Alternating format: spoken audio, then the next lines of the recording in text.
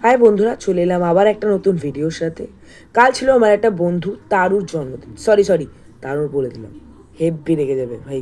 বলবে ভিডিওতে তুই আমার তারু নাম বলেছিস কেন? সোনালির জন্মদিন। আমি তো ভেবেছিলাম আর কেক ফেক কাটানো হবে না, কিন্তু না, বন্ধুদের জন্মদিনে কেক কাটানো হবে না, এটা হতেই পারে না।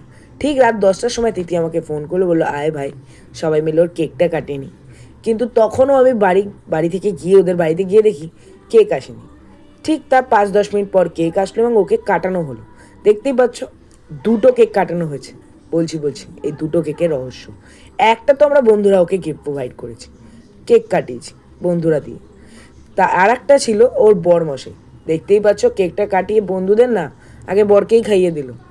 বরের প্রতি ভালোবাসাটা একটু বেশি ওর। যাই হোক, ওকে নিয়ে আমরা সারাক্ষণ মজাই করি। ও খুব ভালো, ও মানে সেন্সেবল একটা মেয়ে।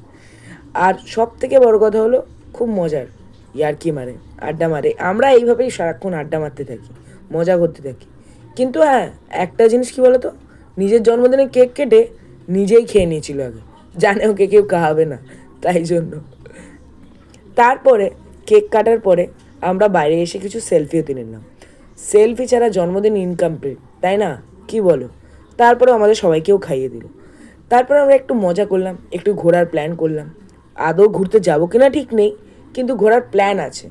সব সময় আমরা বলি অনেক দিন কোনো প্ল্যান হয় না যেটা ক্যান্সেল হবে, কিন্তু হ্যাঁ, আবার ইচ্ছে হলে সবাই মিলে ঘুরতে চলেও যায়। এইভাবেই সারাক্ষণ মজা করে কাটিয়ে দিই। প্রত্যেক দিন সন্ধেবেলা নিয়ম করে আমরা বন্ধুরা একটু আড্ডা মারি। ওরা হলো অক্সিজেন। ওই আড্ডাটা না হলে সারাদিন যে আমাদের ধকলটা যায় না, সেই ধকলটা আমাদের শান্তি হয় না। এইভাবে ভিডিওটা শেষ করলাম। ভিডিওটা ভালো লাগলে একটা লাইক